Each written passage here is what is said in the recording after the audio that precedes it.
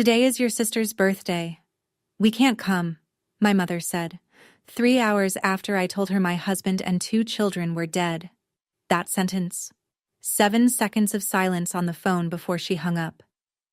I stood in the hospital hallway, still wearing the scrubs I'd clocked in with that morning, and the world just stopped. My husband Jake, my daughter Lily, my son Noah, gone, and my mother chose a birthday cake over their caskets. But that phone call didn't break me, it freed me. Because 6 months later, one newspaper headline about what I did with the $5 million Jake secretly left behind sent my entire family into a panic they never recovered from. What my family doesn't know yet is that their absence at that funeral didn't just lose them a daughter, it lost them everything. Before I go on, please take a moment to like and subscribe, but only if you genuinely connect with this story. Drop a comment and let me know where you're watching from and what time it is there. I always love knowing who's listening. My name is Bianca Myers. I'm 34 years old, and I'm an ER nurse in Hartford, Connecticut. Now, let me take you back to a November evening, the night I lost everything and found out exactly who my family really was. Before that night, my life was small and good. Not flashy. Not Instagram-worthy. Just good. Jake and I lived in a 3-bedroom colonial off Route 4 in Farmington, about 20 minutes outside Hartford. He was a software engineer at a mid-sized tech firm in Glastonbury. I worked the night shift at Mercy General. We'd bought the house 2 years earlier with a modest down payment and a lot of optimism. Lily was 6. She had Jake's brown eyes and my stubbornness. Noah was 4. He carried a stuffed bear named Captain everywhere. The grocery store, the bathtub, church on Sundays. We met because Jake sliced his hand open helping a coworker move a desk. He walked into my ER at 2 a.m, bleeding through a dish towel, and asked me if the stitches would leave a cool scar.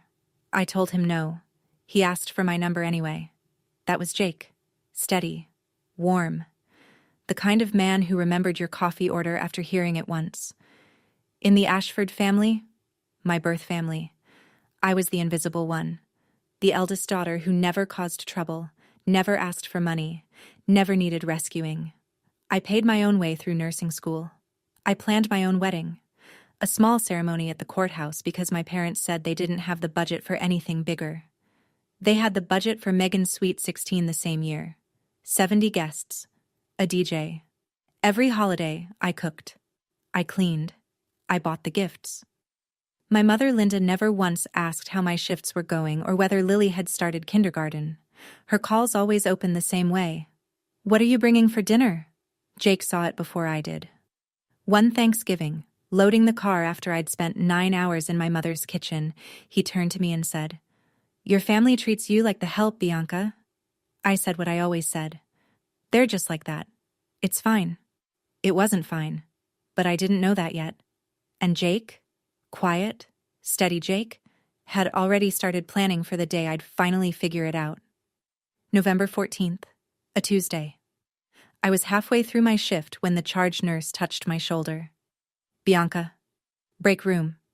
Now." I knew that voice. I'd used it myself.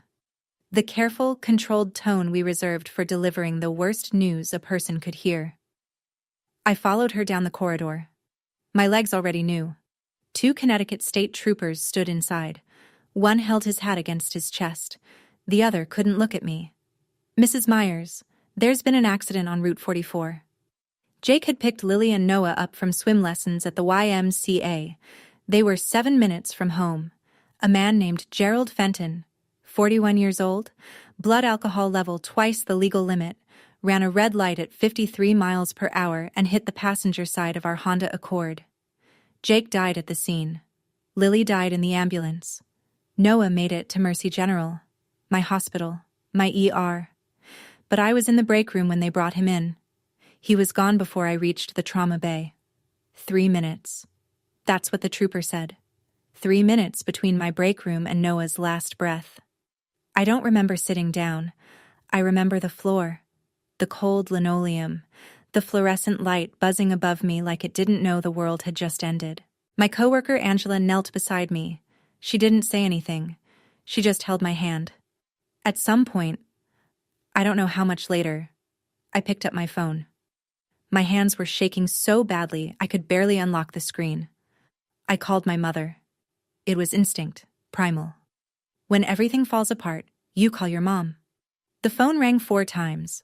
I heard music in the background. Laughter. Megan's voice singing off key. Then my mother picked up. Hello? Bianca? Make it quick. We're about to cut the cake. Mom. My voice cracked on the word. Jake is dead. Lily and Noah are dead. I need you. Silence. 3 seconds. 5. I could hear the party behind her. Someone clinking a glass. A child laughing. Then my mother's voice dropped low, the way it always did when she didn't want guests to overhear something unpleasant. Bianca, I hear you. That's terrible. But today is Megan's birthday. We have 30 people here. We can't just leave. I pressed the phone harder against my ear, sure I'd misheard. Mom, my husband, my children, they're gone. I know, honey. But what do you want me to do right now? Megan will be devastated if we leave her party. Call your friend. The one from the hospital. She'll help you. I'll call you tomorrow, okay? She hung up. 9:47 p.m. 3 minutes and 12 seconds. I know, because I stared at the call log for an hour afterward. I called my father next. Donald Ashford picked up on the second ring. I could hear him stepping outside. The creak of the screen door. Wind against the receiver. Dad, did Mom tell you? A pause. Then, yeah, kiddo. She mentioned it. We'll come see you next week. Hang in there. He hung up too. 1 call left. Megan. It went to voicemail. I left a message I don't remember recording. 2 hours later, she texted back. Mom told me. So sorry, call me TMRW. I sat on that hospital floor until my shift supervisor found me at midnight. 3 calls, 3 chances for my family to show up, 3 doors slammed shut. And that's the moment I understood something I'd spent 34 years pretending wasn't true. My family didn't forget me. They didn't get confused or overwhelmed. They looked at the worst night of my life, weighed it against a sheet cake and some balloons, and made their choice. The funeral was on a Saturday, November 18th. It rained. A cold, steady Connecticut rain that turned the cemetery grass into mud. Pastor Grace Bennett from Greenfield Community Church presided. She'd baptized both Lily and Noah. When I told her what happened, she drove to my house at 6 a.m. with coffee and a binder full of hymn options. She didn't ask about my family. She just said, "Tell me what they loved." Lily loved butterflies. Noah loved his bear captain.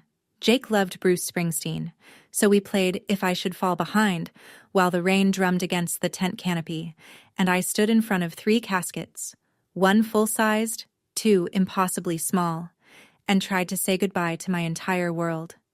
My co-workers came.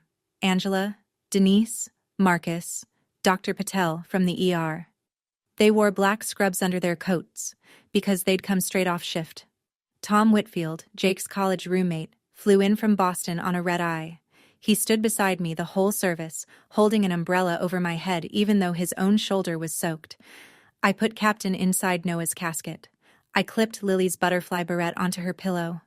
I touched Jake's hand one last time and whispered something I'll keep between us.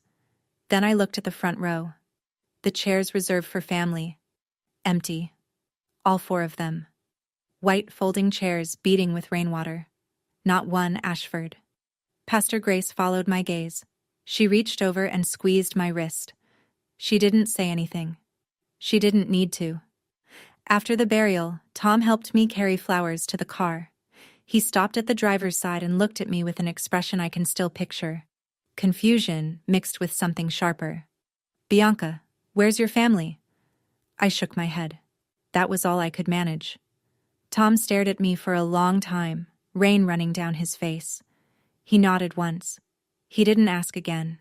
But I could tell. He was filing it away. Somewhere behind those journalist eyes, a clock had started ticking. 1 week after the funeral, my mother called. I almost didn't pick up.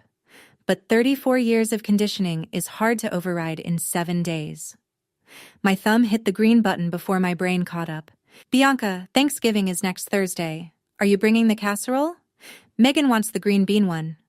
I held the phone away from my ear and stared at it, like the screen might rearrange itself into something that made sense. 3 caskets, 7 days, and my mother was asking about casserole. Mom, I just buried my family. I know, honey. That's exactly why you need to be around people. Come for Thanksgiving. It'll be good for you. Sitting alone in that house isn't healthy. Her voice was warm, concerned, reasonable. If you'd overheard the conversation without context, you'd think she was a caring mother reaching out to her grieving daughter. That was the thing about Linda Ashford. She always sounded like the good guy. But I heard the machinery underneath. Come to Thanksgiving. Bring the casserole. Sit in the kitchen. Serve the family. Smile. Perform. And by dessert, the funeral would become an inconvenience that happened last month, filed away between Megan's dental bills and Dad's garage project. I can't do that, Mom. Don't be dramatic. We're your family. I hung up. No explanation, no argument. First time in my life. She called back 4 times. I let it ring. She left a voicemail. Bianca, this is ridiculous. You cannot just shut people out. Call me back. I stood in my kitchen, Jake's coffee mug still on the counter, Lily's drawing of a purple horse still on the fridge, Noah's booster seat still at the table. And I understood something with absolute clarity. If I went back to that Thanksgiving table, I would never leave it. I would spend the rest of my life serving people who couldn't be bothered to attend my children's funeral. That wasn't going to happen. Not anymore. I typed one message into the family group chat. No capitals, no exclamation points. Just, I need space. Please don't contact me. I'll reach out when I'm ready. Then I set the phone down and waited. Linda's response came in 90 seconds. This is unacceptable. You do not get to just disappear on this family. Donald, 2 minutes later. Your mother is very upset. Please call her. Megan, an hour later. Wow, okay. Guess I don't have a sister anymore. Cool. I blocked all 3 numbers. I muted the group chat. I sat on the edge of my bed in a house that still smelled like Jake's aftershave and let the silence settle around me like snow. The next morning, I called a therapist. Dr. Ellen Shaw had an office on Asylum Avenue, an unfortunate street name for a grief counselor, but she came highly recommended. Small room, 2 armchairs, a box of tissues on every surface. In our first session, she asked a question that knocked the wind out of me. When was the last time your family showed up for you? I opened my mouth, closed it, thought about birthdays, graduations, Lily's first steps, Noah's first word. Thought about who was there and who wasn't. The answer sat in my chest like a stone. Silence. Dr. Shaw nodded. She didn't push. We'll start there, she said. I went back to work the following week. My colleagues covered for me without being asked. Angela swapped shifts. Marcus handled my charts. Dr. Patel assigned me to lower acuity cases until I found my footing. One night, a DUI victim came in. 19 years old. Shattered pelvis. I made it to the supply closet before my knees buckled. Tom Whitfield called that same week. Just checking in. How are you, really? I'm surviving, I told him. That's enough for now. Jake's lawyer called me, Tom said. Robert Calloway. He needs to talk to you about some paperwork Jake filed. You know him? I didn't. I didn't know Jake had a lawyer at all. Robert Calloway's office was on the 2nd floor of a brick building in West Hartford, above a bakery that made the whole stairwell smell like sourdough. He was a tall man, mid-50s, with reading glasses and a handshake that felt like a promise. Jake and I went to Yukon together, he said, settling into his chair. We stayed in touch. He came to see me about 8 months before the accident. 8 months. That would have been March. Around the time Jake had started locking his home office door for an hour every Sunday evening, I'd assumed he was working. Robert slid a manila envelope across the desk. Jake purchased a term life insurance policy 8 months before the accident. $5 million. You are the sole beneficiary. He paused. Because the policy was less than 2 years old, the carrier did a routine investigation. It took about 4 months, but everything checked out. Jake was in perfect health when he applied. The accident was caused entirely by the other driver, and there was no question about the claim. The funds are ready for disbursement. I didn't move. The number didn't register at first. It was too large, too foreign, like hearing a word in a language I didn't speak. 5 million? He was making good money at the firm. Excellent health, non-smoker, 35 years old. The premiums were manageable. He set it up specifically because... Robert paused, choosing his words. He told me about your family situation, Bianca, not in detail. He just said, if something happens to me, she'll be alone.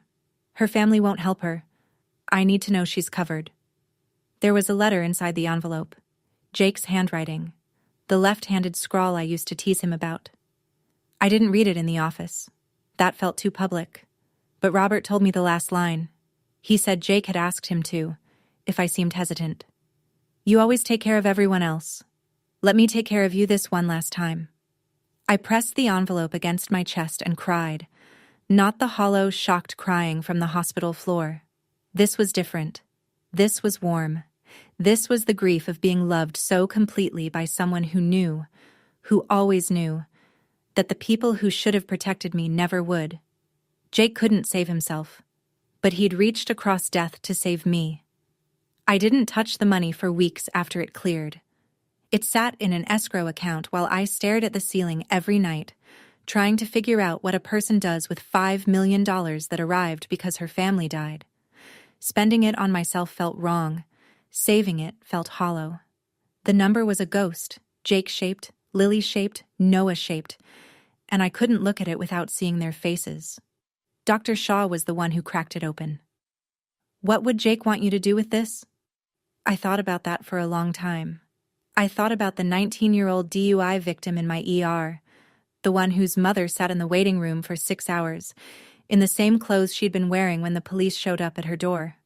I thought about the nights after Jake's funeral when I couldn't sleep and Googled financial help for families of drunk driving victims and found almost nothing in Connecticut. I thought about sitting alone in that cemetery in the rain. No family should face what I faced alone, I said. The idea took shape slowly, then all at once. A foundation. Not a memorial plaque or a bench in a park. Something that worked. That paid for funerals when families couldn't afford them, that covered rent for the first 3 months of shock, that connected survivors with grief counselors who actually returned their calls. I phoned Robert that evening. I want to start a foundation, in Jake's name, and Lily's, and Noah's. I'll set it up, he said. 501c3. We'll do this right. I kept a portion for myself. Enough to pay off the mortgage, build an emergency fund, breathe without panic. Jake would have insisted. He was practical like that, and I was an ER nurse. I knew how to triage. What I didn't know was that this decision, quiet, private, made in a therapist's office on a Tuesday afternoon, would eventually land on the front page of a newspaper.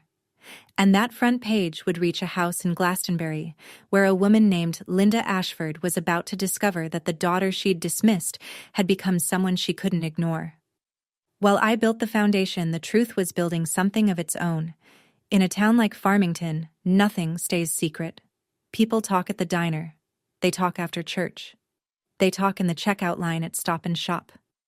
And the question that kept circling back, over coffee, over casseroles, over choir practice at Greenfield Community Church, was a simple one. Where was Bianca's family? Pastor Grace never said a word publicly. She didn't need to. She'd presided over a funeral with 3 caskets and an empty front row. People noticed. People remembered. It started small. Linda was at the church potluck in January when Barbara Hensley from the Women's Fellowship asked, "How's Bianca doing? We heard about the accident. Just awful." My mother smiled her church smile, the one that looked like concern but cost her nothing. "She's doing fine, just needs some time." Then Carol Dunning, our neighbor of 22 years, the woman who'd watched me grow up, asked the question Linda wasn't ready for. "Were you at the funeral, Linda?" "I didn't see you." "We had a family commitment that day."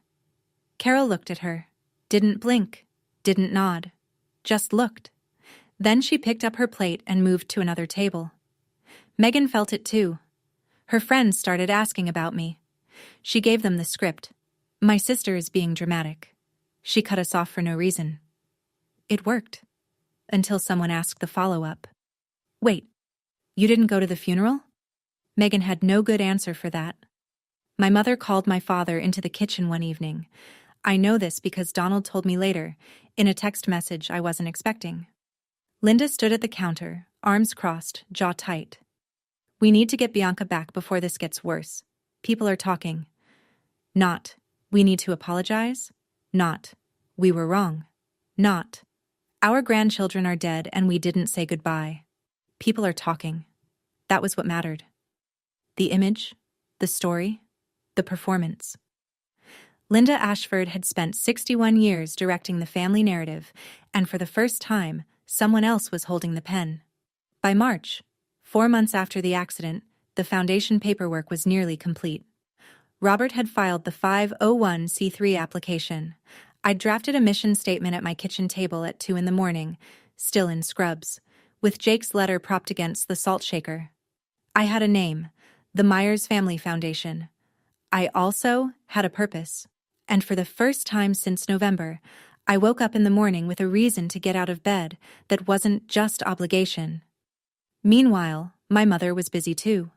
Linda had a network, church friends, neighborhood acquaintances, a cousin in Glastonbury, who heard things from a paralegal, who knew a financial planner. Word traveled the way it always does in small-town Connecticut. Slowly, then everywhere, at once. Someone mentioned at a fellowship dinner that Bianca Myers had received a significant insurance payout. Someone else mentioned the word foundation. By the time the information reached Linda, it had been rounded up and polished into something irresistible. Jake left her money, Linda told my father. Insurance. A lot. How much? Donald asked. Enough that she's starting some kind of charity. I can picture my father in that moment, sitting in his recliner, beer on the armrest, staring at the muted television, doing the math.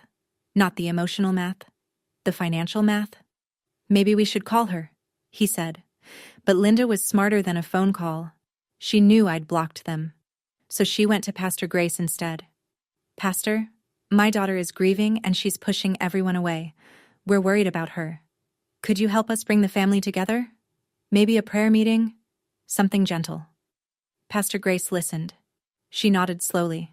She said, I'll think about it, Linda. But later that night, alone in her study, Grace Bennett sat with the memory of 3 caskets and 4 empty chairs, and she thought very carefully about what gentle meant to a woman like Linda Ashford. 2 weeks later, Tom Whitfield called.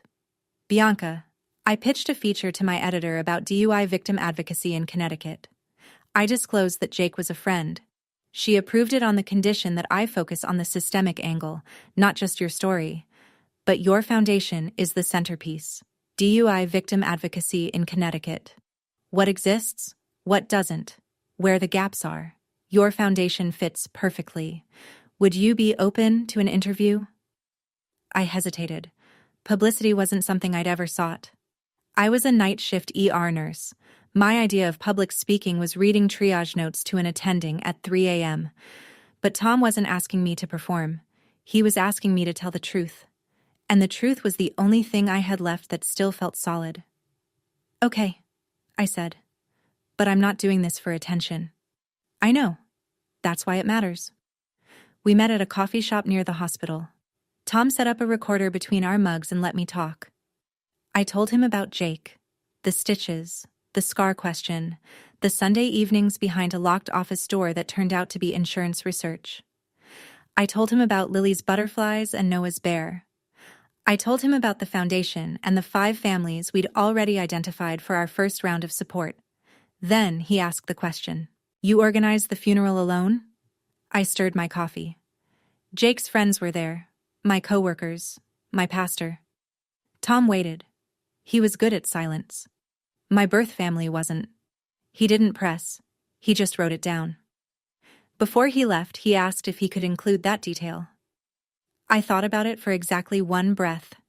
You can say what's true. I won't ask you to hide anything, but I won't add drama either. At the same time, and I only learned this later, Linda was on the phone with Megan. Her voice had the brittle urgency of a woman watching a story slip through her fingers. We need to talk to Bianca, before other people start telling our story for us. Megan snorted. What story? We didn't do anything wrong.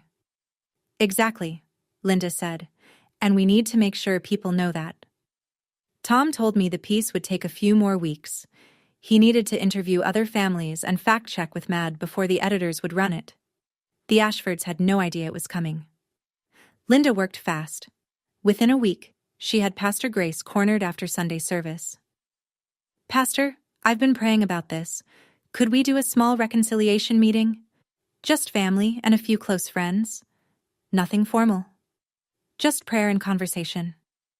Pastor Grace agreed, reluctantly. But she set one condition. I will not pressure Bianca, Linda. This has to be her choice. Of course, my mother said. Of course. Then Linda went home and called every woman in her contact list.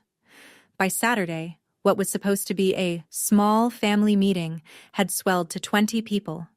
The entire Women's Fellowship Board, 3 couples from the neighborhood, and Carol Dunning, who Linda specifically invited because Carol's earlier question at the potluck still burned.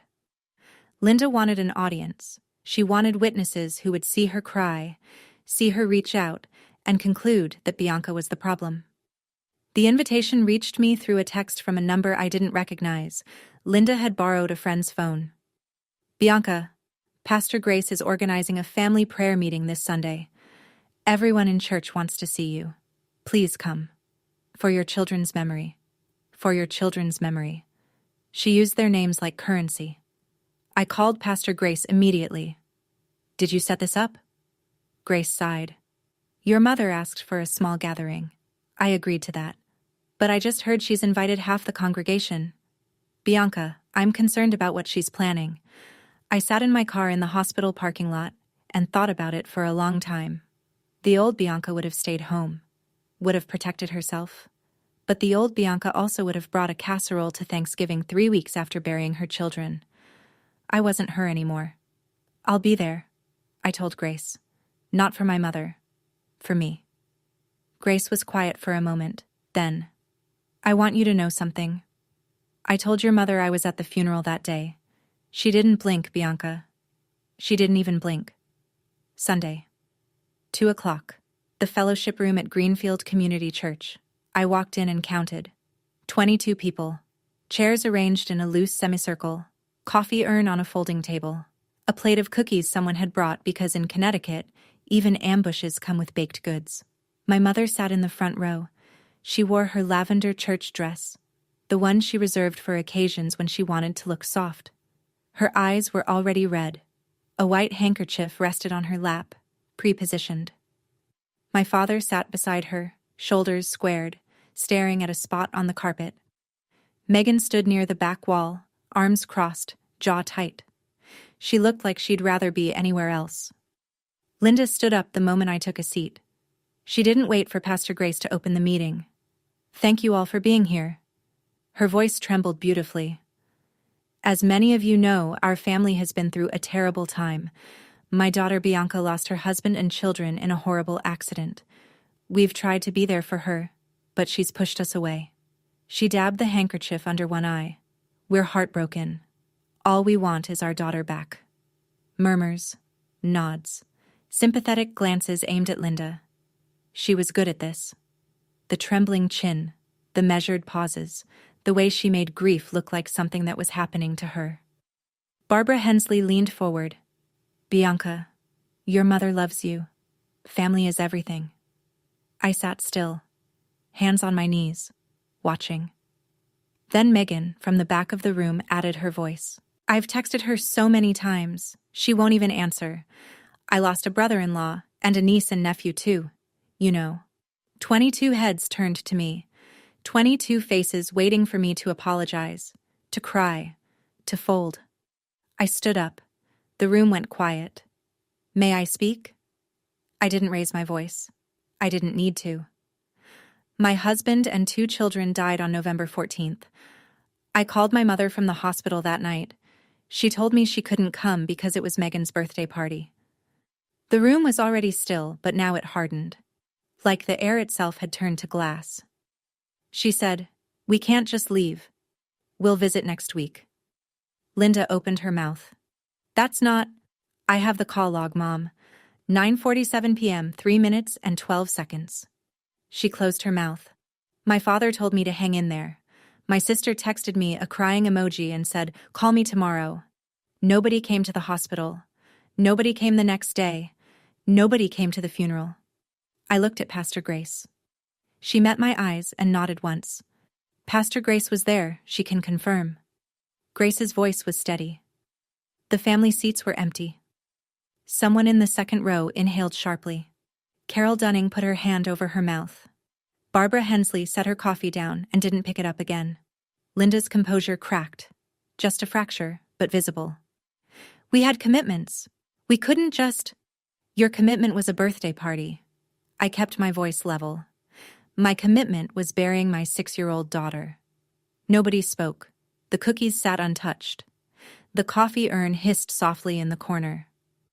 "I didn't come here to argue," I said. "I came because you asked. Now you've heard both sides." I walked out. I didn't slam the door. I closed it the way you close a chapter. Quietly, completely. In the parking lot, footsteps behind me. Megan. Out of breath. "Bianca, wait. That's not fair. You're making us look terrible." I unlocked my car. "I didn't make you look like anything, Megan. I told them what happened." She stood in the gravel lot with her arms at her sides, and for the first time she had nothing to say.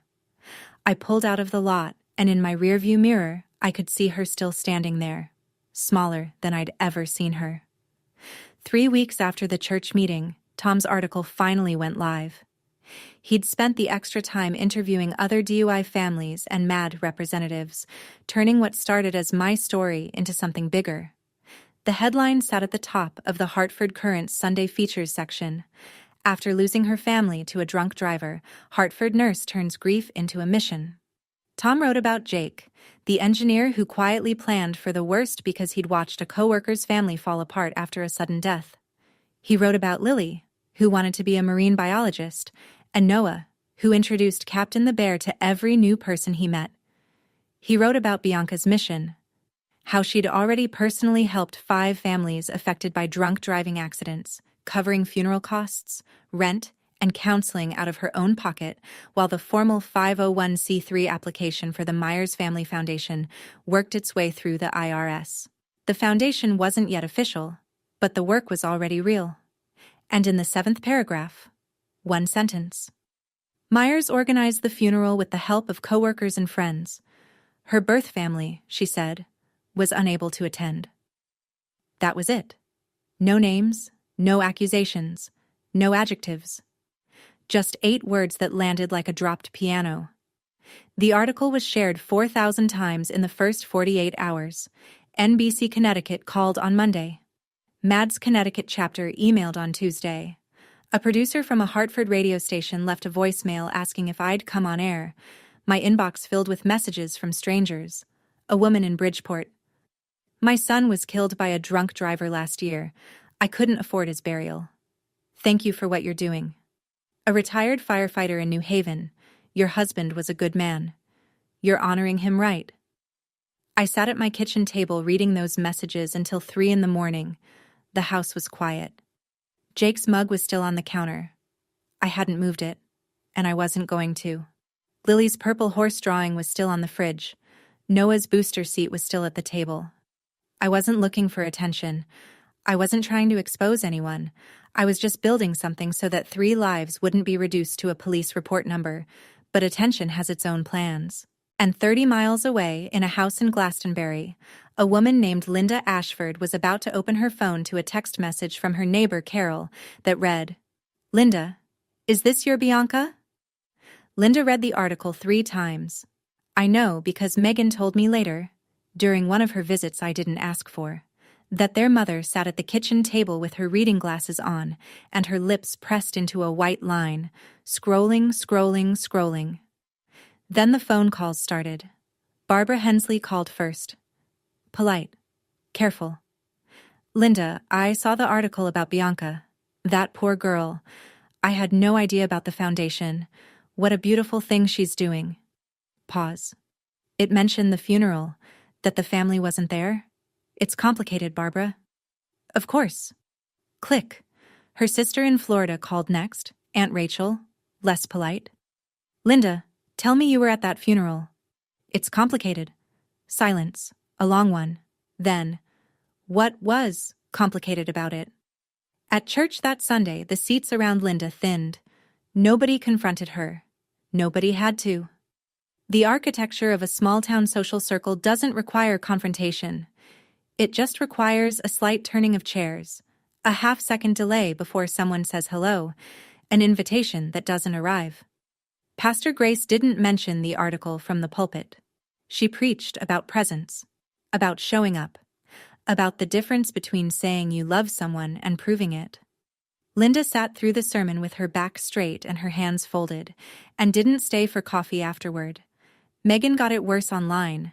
A mutual friend posted the article with a caption, "This is the kind of person the world needs." Someone commented, "Imagine choosing a birthday party over your niece and nephew's funeral." Megan's name wasn't in the article, but in a small town, it didn't need to be. She deactivated her Facebook by Wednesday. Donald retreated to the garage. He sat on a folding chair next to his workbench, drank Budweiser, and didn't talk to anyone. He didn't need the internet to know what he'd done. He'd always known. And then Linda left me a voicemail. Not from a borrowed phone this time, from her own number, as if daring me to pick up. Her voice was stripped of the church meeting tremble. Raw. Hard. "Bianca, that article is destroying us. You need to fix this. Call that reporter and tell him to take it down." No apology. No, "I'm sorry." Not even, "How are you?" Just, "Fix this." Megan showed up on a Thursday evening, unannounced. I was in the kitchen making pasta, one serving, the way I'd learned to cook now, when the doorbell camera buzzed. There she was on the screen. Puffy eyes, messy ponytail, clutching her purse strap like a lifeline. She looked the way she always looked when she wanted something, wounded and slightly rehearsed. Part of me, the part Dr. Shaw was teaching me to listen to, wanted to see if Megan had actually changed, if the church meeting had cracked something open. So I opened the door. "Can I come in?" she whispered. "Please." I let her in. I poured her a glass of water. I sat across from her at the kitchen table, the table where Noah's booster seat still occupied the fourth chair, and I waited. Megan cried for 10 minutes straight. Real tears or performance tears. With Megan, I'd stopped being able to tell. She wiped her face with her sleeve and launched in. "Bianca, I can't take this anymore. Everyone hates us. Mom won't stop crying. Dad won't talk to anyone. I miss you." She glanced at the fridge, at Lily's drawing. "I miss Lily and Noah." First time she said their names since the emoji text. "I know I wasn't there," she continued. "I know it was wrong. But you have to understand. Mom said we'd go the next week, and I listened to Mom. I always listen to Mom." I nodded. "I understand." She seemed to relax. The tears slowed. She smoothed her hair. And then, like a door swinging open to reveal the room behind it, the real conversation started. "So, Jake left you money, right? The article mentioned the foundation. 5 million? She tried to sound casual. She failed. "That's a lot to manage alone. I could help. Like, be on the board or something. I'm between jobs right now and..." I set my glass down. "Megan, you didn't come to their funeral. You didn't call me for 3 months. And the first real conversation we're having, you're asking about money." Her face flushed. "That's not what I think you should go." She stood, grabbed her purse. At the door, she turned back with the only weapon she'd ever known how to use. "Mom is going to be really upset about this." I closed the door, gently, The way you close something you don't intend to open again. I called Robert the next morning. My family is starting to come around, I said. Not because they're sorry, because they found out about the money. Robert was quiet for a moment. I could hear him setting down his pen. What do you need, Bianca? Protection, for the foundation and for myself. He walked me through it calmly, the way he did everything. The foundation was a separate legal entity, a 501c3 with its own board, its own accounts, its own governance. No family member had any claim to it. My personal inheritance from Jake's insurance was exactly that. Personal. Connecticut law was clear. Life insurance proceeds go to the named beneficiary. Period. No parent, sibling, or cousin has standing to contest it. But what about the pressure? I asked. The showing up? The voicemails? The guilt trips? We send a letter, Robert said. Cease and desist. Formal. Firm. It asks them to stop unsolicited contact, stop appearing at your home without invitation, and stop approaching foundation partners or associates. It's not a lawsuit. It's not legally binding either, but it puts them on notice. If they escalate, we'll have documentation for a restraining order. I thought about that word. Boundary. Dr. Shaw used it every week. It had always sounded clinical to me, like something in a textbook, not something you mail to your mother. Send it, I said. Robert paused. Are you sure? Once this letter goes out, the tone changes. I looked at the kitchen counter. Jake's mug. Still there, still unwashed. I kept it that way on purpose. One small rebellion against a world that wanted me to move on faster than I could. Robert, the tone changed the night they chose a birthday party over 3 funerals. He sent the letter by certified mail the following Monday. 3 copies, 3 addresses. 3 members of a family that had spent my entire life treating my silence as permission. The silence was over. Linda called Robert's office 48 hours after the letter arrived. His receptionist later told me she could hear my mother's voice through the receiver from across the room. A cease and desist? From my own daughter? How dare you turn my child against her family? Robert took the call. He told me afterward that he kept his voice the same temperature the entire time. Room temperature. Steady. Professional. Mrs. Ashford, I represent Bianca's legal interests. The letter is clear. Please respect its terms. She's not thinking straight, Linda snapped. Grief has made her irrational. You and that insurance money are filling her head with, the terms are clear. Have a good day. He hung up. But Linda wasn't done. She never was. Within a week, she drafted a letter of her own. Handwritten on her good stationery, the cream-colored kind she used for church correspondence, and mailed copies to 6 members of the Women's Fellowship. In it, she described a daughter, lost to grief and bad counsel, a family torn apart by outside influences, and a mother who was desperately trying to reach her child before it's too late. She asked them to pray. She asked them to intervene. She asked them to see her as the victim. One of those copies reached Pastor Grace. Grace read it at her desk that evening. She told me later that she sat with it for a full hour, turning it over in her hands, feeling the weight of the paper and the weightlessness of the words. Then she picked up the phone. Linda, I've been patient, but I was at that funeral. I saw those empty seats. Her voice was quiet and absolutely final. I will not circulate this letter, and I think it's time you stop telling people a story that isn't true. Silence on the line, then a click. It was the first time in Linda Ashford's life that someone in her community had looked her in the eye, even through a phone line, and said, I don't believe you. Grace called me that same night. Bianca, I thought you should know.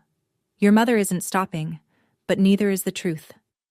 6 months after the article, just past the 1-year anniversary, the Myers Family Foundation, now officially a 501c3, with Mad Connecticut as its anchor partner, held its first fundraising gala.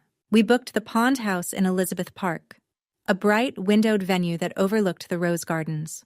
Not flashy, not corporate, just a room full of light and people who cared. 150 guests. My ER colleagues filled 2 tables. The Mad Connecticut chapter sent their regional director. Tom Whitfield was there with a photographer from the Current. Families we'd helped sat in the front row, including Maria Santos from Bridgeport, whose son's funeral we'd paid for when she couldn't afford more than a pine box. Robert Calloway handled logistics. Pastor Grace gave the invocation. The coordinator I'd hired, a former social worker named Janet, ran the silent auction. Everything felt intentional, earned, real. When it was my turn to speak, I walked to the podium and looked out at 150 faces. The screen behind me glowed with 3 photographs. Jake in his Yukon sweatshirt, grinning. Lily on her first day of kindergarten, gap-toothed, holding a butterfly lunchbox. Noah at the beach, Captain the Bear Sandy and Soggy under one arm.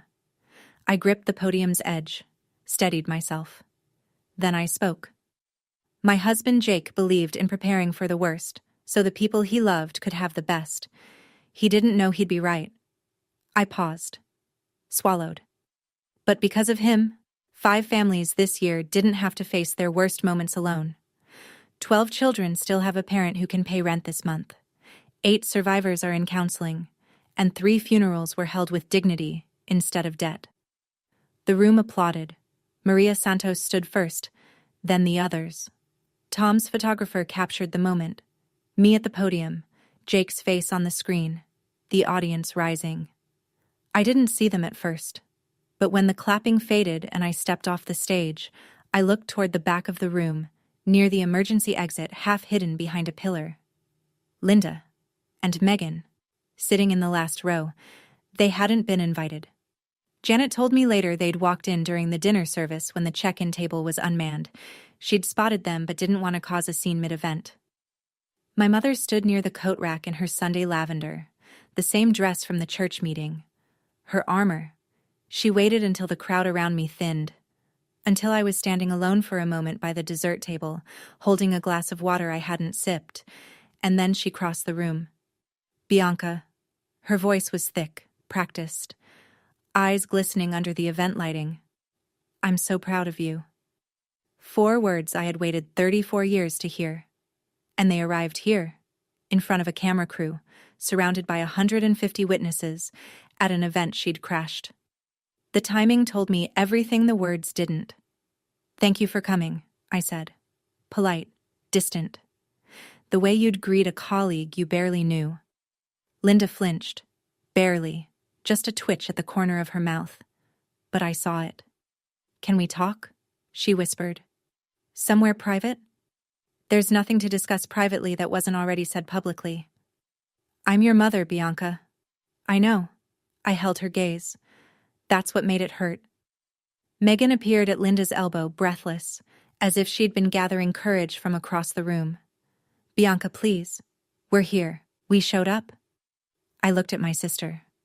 She'd said those words like they should mean something, like physical presence erased everything. 6 months late, Megan. Before either of them could respond, Robert appeared at my side, calm, professional, perfectly timed. Bianca, the Maddie representative would like a moment with you before she leaves. I nodded. Excuse me, I said, to no one in particular, to both of them at once, and walked away. I didn't look back. But Janet told me later what happened. Linda stood in the center of that bright, crowded room, holding an untouched glass of sparkling water, and nobody spoke to her. Nobody approached. Nobody offered a chair. Megan tugged at her sleeve, and the 2 of them slipped out through the emergency exit. For the first time in her life, Linda Ashford walked into a room and discovered she was the least important person in it. The fallout came quietly. No explosions, no shouting matches. Just the slow, methodical rearrangement of a small town's loyalties. Within 2 weeks of the gala, Linda received a call from the Greenfield Community Church office. The Women's Fellowship was restructuring its leadership committee. Her position as co-chair, a role she'd held for 12 years, the crown jewel of her social identity, was being rotated to fresh voices. They thanked her for her years of service. They wished her well. The subtext was deafening. Linda stopped attending Sunday services after that. The first Sunday she missed, nobody called to check on her. The second Sunday, someone mentioned it at coffee hour and Barbara Hensley said, "She probably needs time." Nobody argued. Nobody disagreed. Nobody reached for the phone. The neighborhood shifted too. Carol Dunning organized the annual block party in June, a task Linda had claimed for 9 years running. The invitation list went out. The Ashford household wasn't on it. Megan lost her circle piece by piece. Old friends stopped texting back. A group chat she'd been in since high school went quiet whenever she posted.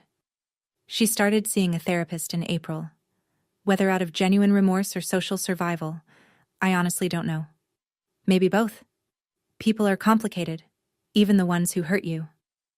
Then, on a Tuesday evening, my phone buzzed with a text from an unsaved number. I almost deleted it, but something made me read. I should have said something that night. I know that now. I'm sorry, kiddo. Not because of the article, because I was wrong. Dad. I read it twice, 3 times. Then I showed it to Dr. Shaw at our next session. "How does it feel?" she asked. I thought about it. Really thought.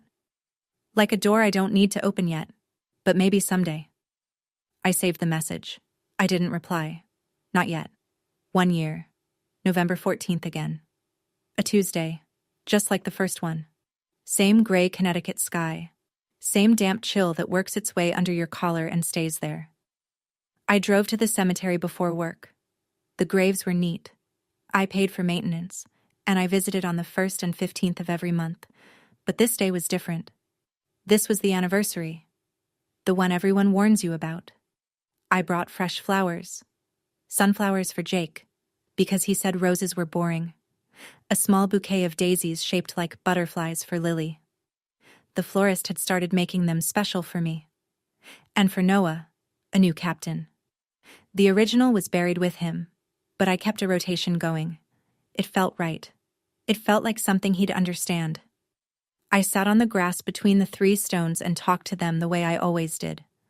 Out loud, no self-consciousness, the way I used to talk to Jake while he was cooking and I was folding laundry in the next room.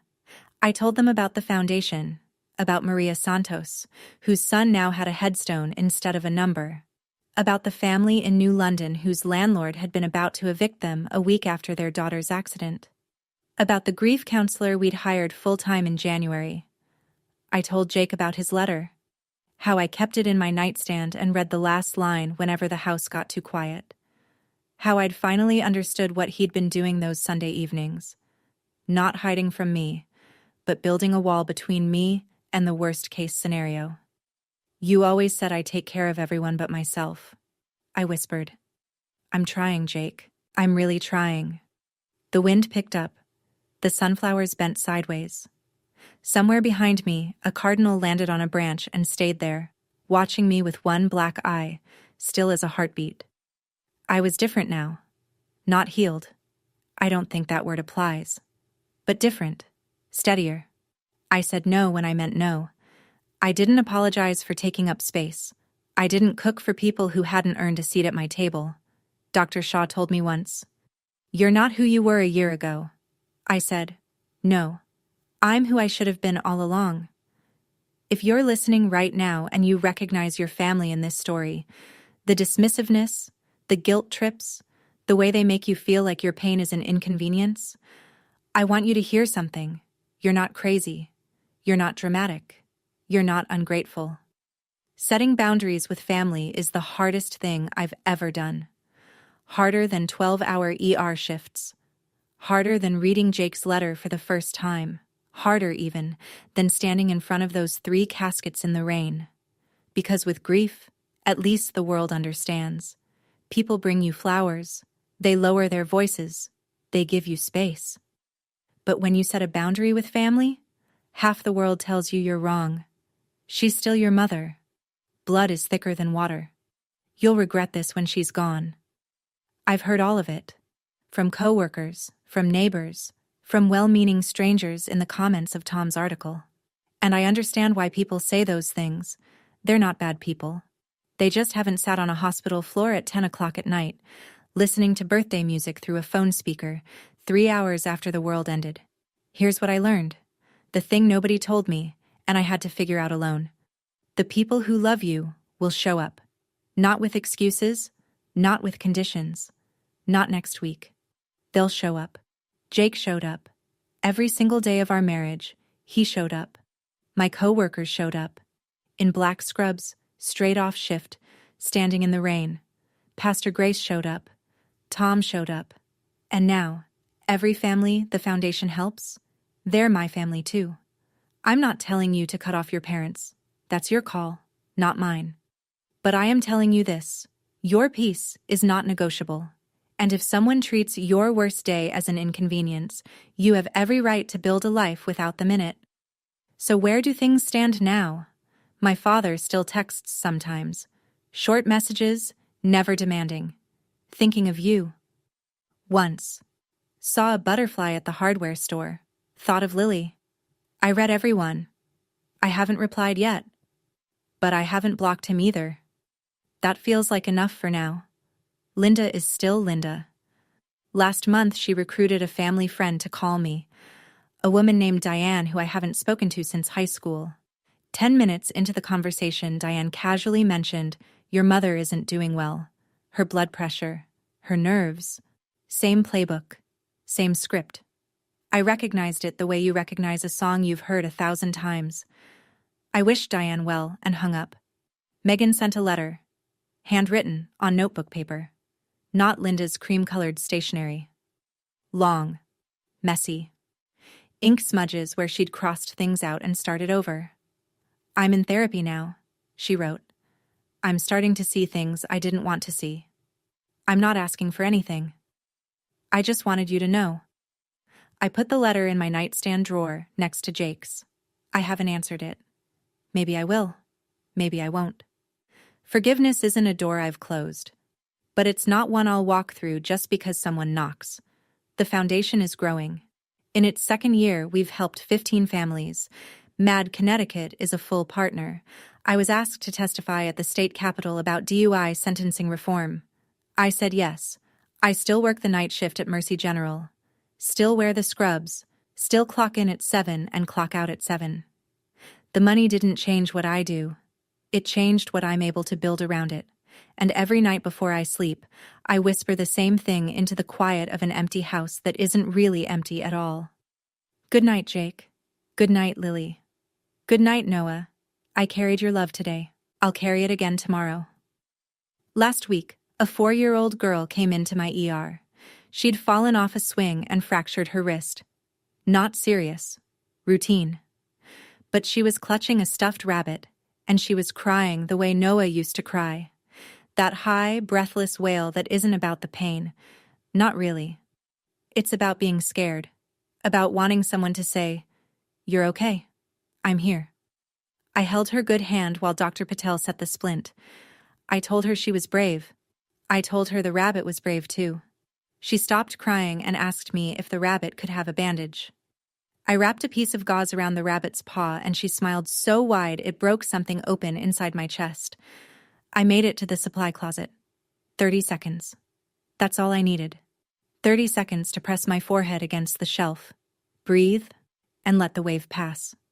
Then I went back in. Finished my shift. Drove home. Grief doesn't end. It just changes shape. Some days it's a wave that knocks you sideways. Some days it's a whisper. But it's always there, always present, and that's okay. Because it means I loved them, and love doesn't expire. Jake left me $5 million, but the real inheritance was the lesson, the one I'm still learning, every day, every shift, every time I visit those 3 graves with fresh flowers and a new captain for Noah. Show up, not next week, not when it's convenient, not when the party's over. Now. If you're someone's person, be there. And if you can't be there, at least don't pretend you were. My name is Bianca Myers. I'm an ER nurse, a widow, a mother of angels, and the founder of the Myers Family Foundation. I'm still standing. Not because my family held me up, but because I finally learned to hold myself. And that's my story. Thank you for staying until the end. Now I want to hear yours. Drop a comment below. Have you ever had to set a boundary with someone you love? What happened?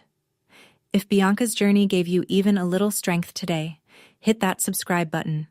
And if you need another story like this one, there's one waiting for you in the description. I'll see you there.